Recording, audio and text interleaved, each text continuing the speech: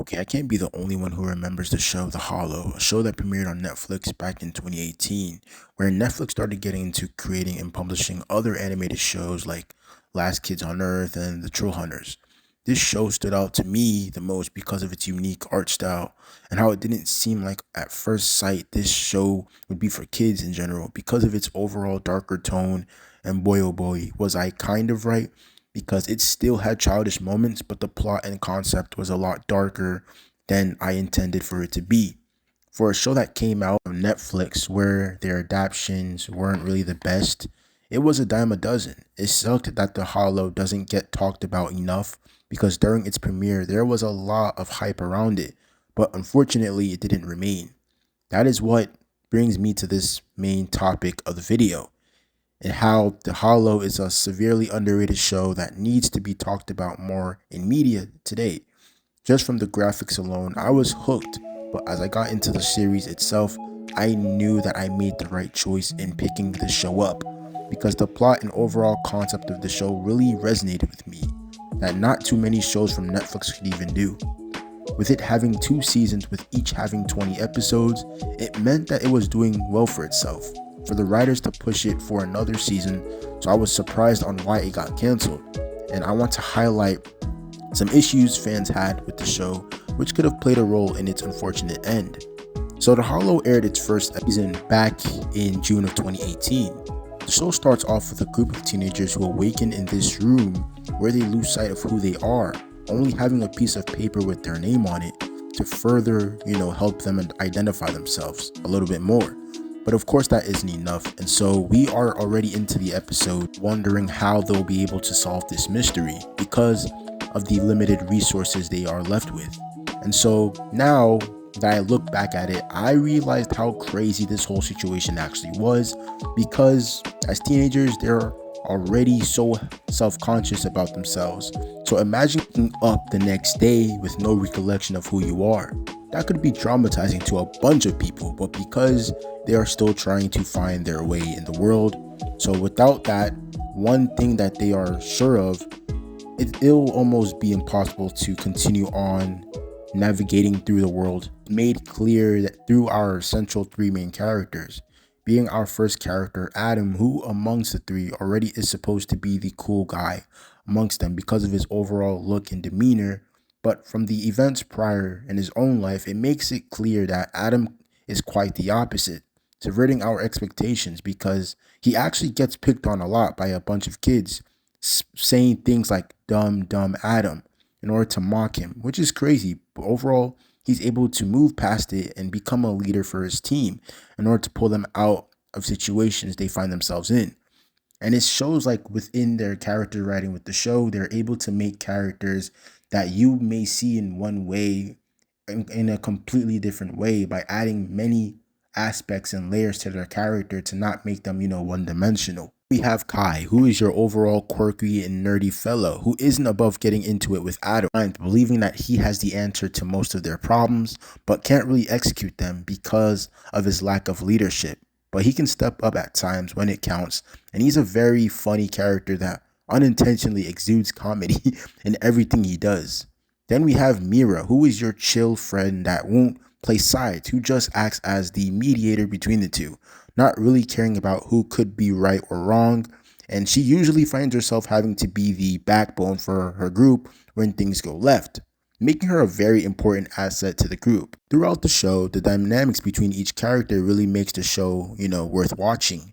Because each character isn't just written in one way, like I said before, they are all multi-layered in some ways, and as they interact with each other, their layers become much more noticeable and easier to understand, which I can appreciate about this show.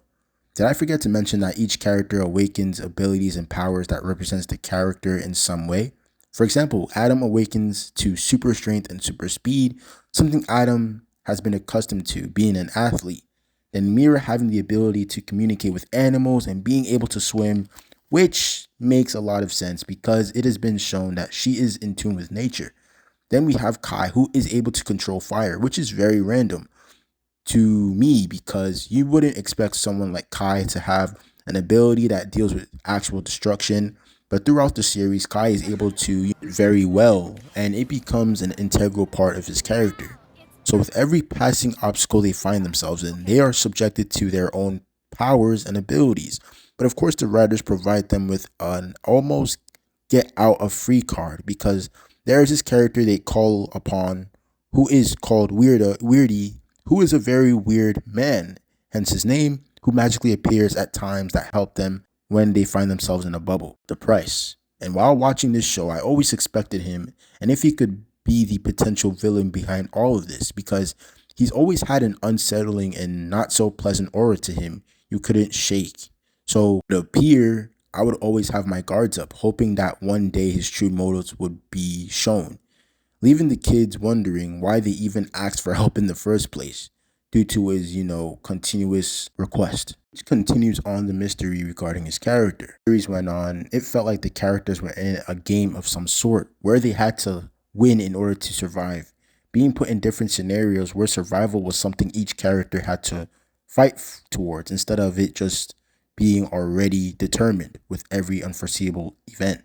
So overall, The Hollow as a whole had a lot of potential, even becoming the poster child for Netflix animated shows, but unfortunately was shot off its pedestal due to the popularity decrease came from the second season, leaving the authors and writers to believe that the future of the series was non-existent, resulting in its unfortunate end.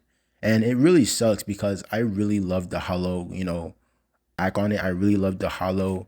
It was just a very unique show that just wasn't that you didn't really see anywhere else, man. It was just a really unique show from the, graphics, the animation was beautiful, the setting, the plot.